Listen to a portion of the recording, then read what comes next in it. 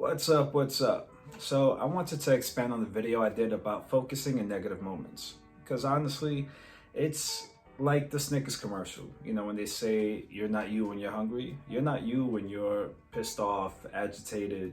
You know, the moments that you react, and you're reacting because you feel like you've been wronged.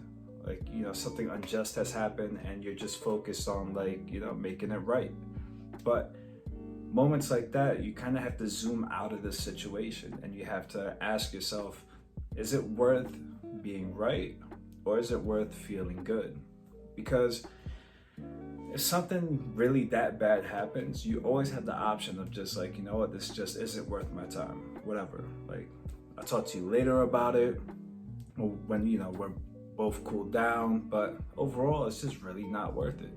And you always have the choice of making something either last 5-10 seconds, maybe even less, or last like hours, days, weeks, so on and so forth. Like, even driving in traffic, for example, everybody's been there where somebody cuts you off, and you have your days when you're feeling really good and just like, whatever, you just let it, you let it rock and you just continue with your day. Like, nothing's gonna change the fact that you're having a bomb ass day. Then some days, you're just off and you're just like, fuck this dude.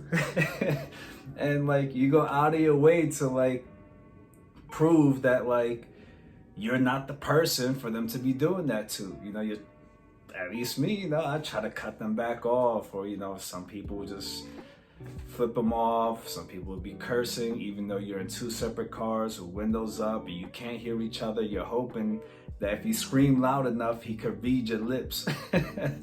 But like, all right, you did all that, you expended all that energy, which is good. You didn't keep it bottled in. But sometimes, you'll go home and then you're like, can you believe this asshole cut me off and blah, blah, blah, blah. Now it's lasting, like the drive's been done. Like, you're home and like it's still, on your mind, just because like you reacted, they reacted back, and like because you had this back and forth, now you had this whole exchange, a whole negative exchange. So, and then like usually the people that you're closest to kind of get the most reaction out of you. Some strangers here and there, yeah, but usually it's the ones that are closest to you. And the reason being is because, especially if you have an exchange, they know how to get to you the same way you know how to get to them. So you run the risk of like coming across of who could cut deeper. And that's a game that's just never worth it, because you know the most about each other because you trust each other. So now you're kind of using that only to prove a point, only to prove that you were right. And it's not until after that you reflect back and you're like, damn, like, yeah, it kind of sucks that was said towards me, but at the end of the day, like, I shouldn't have said that either. I shouldn't have done this. And then like, you kind of deal with the guilt, and most of the time, you're able to reconcile and squash it and just keep going forward. Sometimes it puts an end to relationships. And when I say relationships, I mean like it could be, a couple, it could be friends, it could be, family, it could be siblings. Like, like it's when somebody's intentions are felt, it's not so much like, yeah, it's the words, but when you lose sight of like what you're actually doing and you're so focused on just the argument and just proving your point, you're losing sight of like the damage you're doing, because your intentions are you're trying to get across what you're feeling. So yeah, you're trying to prove a point, but you're trying to get across how wronged you feel. And then once you go back and forth and you play that kind of deep game, now you start to feel pain. Now your intentions start to shift to, now you want to get across the pain that you're feeling by trying to make them feel worse. So That's why it's very important in any negative situation, because you're training yourself to do it. You don't want to wait until the hardest, the toughest situation to hope that you got it down packed. You know what I mean? You don't want to wait until a snowstorm to hope that you know how to drive. You practice, that's why people get permits and so on and so forth. They build it up. It's like everything is momentum. So, you have to just, in every small negative situation, the second you start to feel you're not going to be happy in this situation, you don't have to guess if it's going to be negative. Everybody gets the feeling of like, and once you get that feeling of like it's not going to make you happy, it's going to be a negative situation, then that's when you just have to just really put all your focus in being present. And once you focus on being present, you start to detach from the situation. Because once you start to get emotionally invested, you're no longer, it's going to be so much harder to focus if you haven't trained yourself to do so. Because once your emotions start to get the best of you, now, once again, you're just trying to portray what you're feeling. You don't care. Most of the time, you'll reach a point that you don't care how it happens.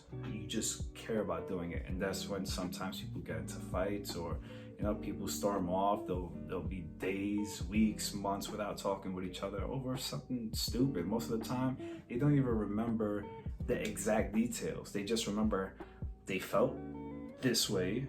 This person was the reason why I felt this way, and this is why they don't get my attention. All right, well, you've had this person in your life for X amount of time. You chose this person to be within your life because there was something about them that you liked, and vice versa. And you let a moment in time, a very brief moment in time, kind of dominate that and take that away from you. You're taking that away from yourself. So, if you just focus and bring yourself to the present moment, detach from any emotions that you're feeling at that moment, and just focus on what's happening around you. You're having a conversation with somebody. You could evidently see that they're worked up, and you could tell you're being worked up because you had to be present. And just realize, like, at the end of the day, in the grand scheme of things, for what this person means to you and back and forth, like, it's really not that important. This conversation can be had at another time where we're both leveled.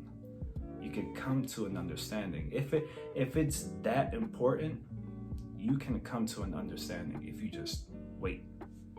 Wait to have a level-headed conversation. But if you just argue, there's no understanding at all. So, a few ways to do that is just, while you're in the midst of it, you could just look around you and just try to ground yourself as to, what, like, this color's around me. I have this desk, this TV, curtains, and like, yeah, you're not paying attention to the person as much, but you're trying to pull yourself away from the situation. If you could walk away, even better, and just say, hey, let's talk about this later.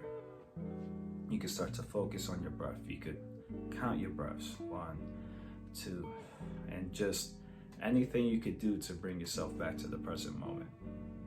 And that's the main thing that I've experienced. I've seen with other people experiencing around me too. It's just like, realize that, like, although it seems very imperative at that moment in time to prove your point and show that they're wrong and you're right, at the end of the day, everything's about perspective. You feel right about the things you feel right about because of how you live life. Same thing for them. When you have a discussion with somebody and you come to an understanding, you come to understand as to what made each other uncomfortable. And since you would like to coexist with this person in a friendship, or as a family member, or as your significant other, you care enough to understand, okay, this brings some clash. Let's find a way to kind of cooperate with each other so this doesn't happen. It's really not hard to do so because you were perfectly fine before then. And if you have the conversation, you'll see it's really not that hard to do it after. So I just kind of wanted to expand on that a little more. If more pops in my head, I'll hop back on and make another clip. But once again, more of these longer videos out, longer than just a minute, even though I like doing them. I got a whole stand now, I got a ring. Before, you should have seen what I was using. I had like another chair, I had a stool with an Amazon box and 2 yoga bricks and my iPhone stand on top. It was hella wobbly. It fell at one point, like it was a mission, but I love doing this. I love, before this, I've helped family and friends with the same thing I'm saying in this video. So I'm pretty sure there's other people that can use somebody to talk to, that can use a different perspective. That's the whole point of this. So I like doing it, and yeah, so I expect some more. Thank you for watching. As you know, like, share, subscribe. Catch you later.